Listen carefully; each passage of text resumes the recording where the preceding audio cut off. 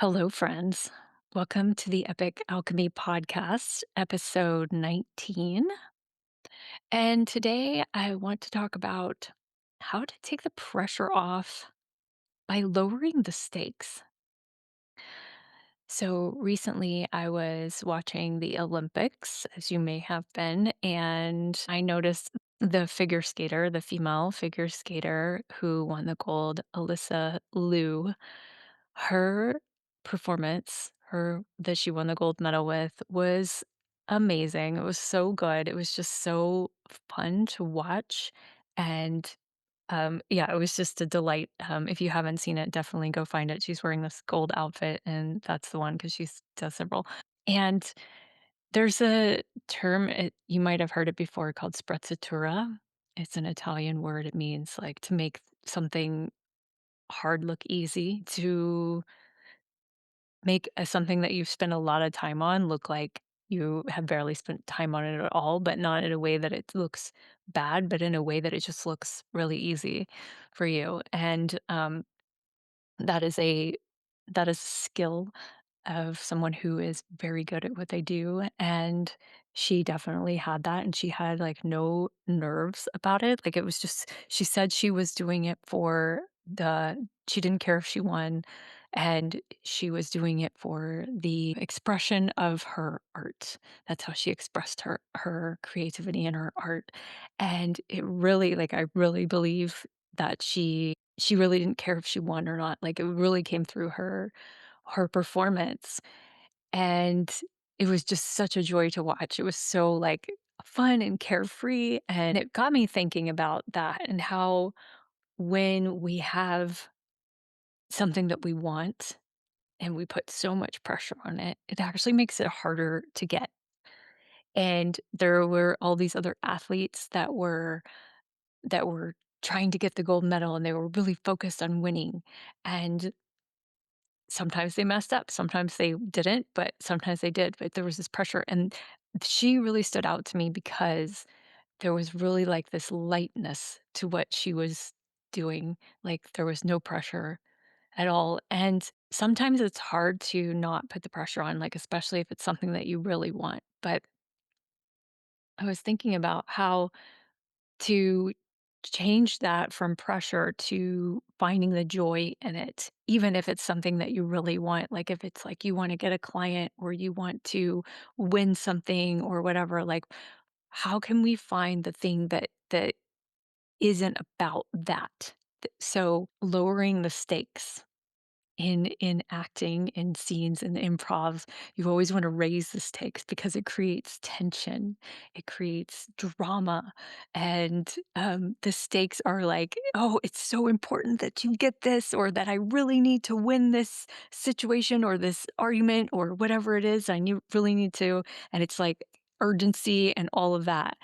But in life, if we can lower the stakes, then it can actually make us more calm, more in flow, and, better at what we're doing. So, lowering the stakes looks like obviously you're still doing it, you're still showing up for it. So, it's not like you don't care, but what if you're doing it to get better at what you do? Instead of, like, trying to win, you're doing it to enhance your skill at something or to affect one person. And if you're, like, pitching to get a client, then it's like, "I'm gonna work on this one part of my pitch and then making it better," or, "I'm gonna work on connecting with them," and it's not like you're putting everything into getting a client or winning something or whatever, or if you're, like, doing a talk, I've noticed that when I can turn down my nervousness if I take the importance away from it. So if I started doing this a while back and when I was doing, some talks for some different groups, and I was like, "Oh gosh, I gotta" it's like a big talk and, like, just really, like, making it big in my head, like, "Oh my gosh, it's such a big deal." And I was like, "This is not serving me. Actually, let me take it down a notch and be like, you know what? I'm just going to talk to, there's going to be one person there, one person there, one person there, and just really like breaking it down to be not as big a deal. It's fun to make a big deal out of it afterwards, but if we get too excited and make too big a deal of it at the beginning before we do it, then it can really psych us out.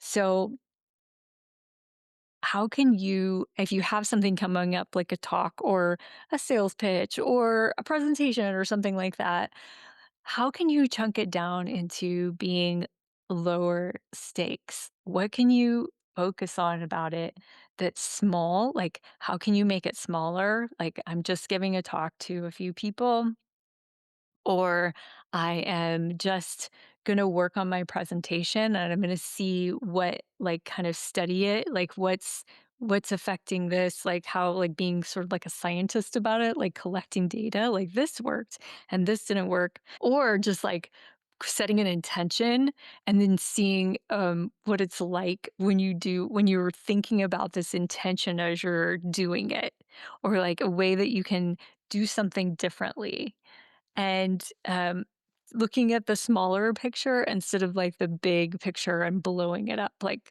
we sometimes to do when we have something and we're like, oh gosh, this is going to be it, because it really makes it harder when you raise the stakes. It also creates this lightness when you can do it without the high stakes, without the pressure, and just do it for the love of doing it or something that you love about doing it. If you want to work on something, lowering the stakes or thinking about something differently, that's really like been something that you've been wanting to achieve, but you keep getting psyched out or you're struggling with how to do it with the pressure of it, then let's talk. Come book a consult with me. I would love to help you with anything from like showing up on video to setting goals and like going for them and not getting hung up with all of the perfectionism and the overthinking that goes into it sometimes when we get is caught up in our own high stakes thinking.